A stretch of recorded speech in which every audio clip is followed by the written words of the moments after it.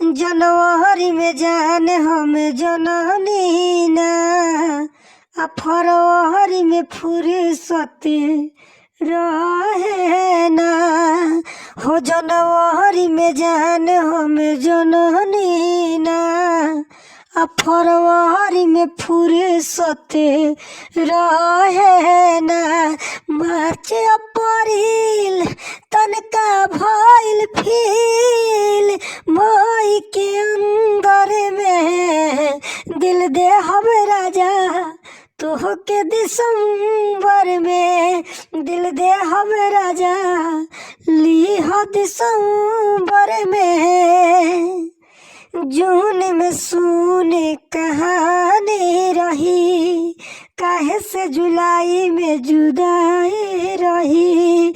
हो जून में सुने कहानी रही, काहे से जुलाई में जुदाई रही। अगिया अगस्त के लागे सजना सितंबर में, दिल दे हवे राजा तोहके दिसंबर में, दिल दे हवे राजा लीह दिसंबर में।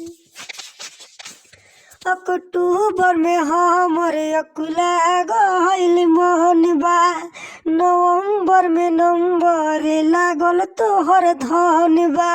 एहो अक्टूबर में हमर अकुला गइल मन बा, आ नवंबर में नंबर लागल तोहर धन बा।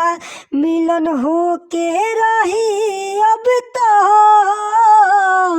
धरती अंबर में, दिल दे हम राजा तोहके दिसंबर में, दिल दे हम राजा तोहके दिसंबर में।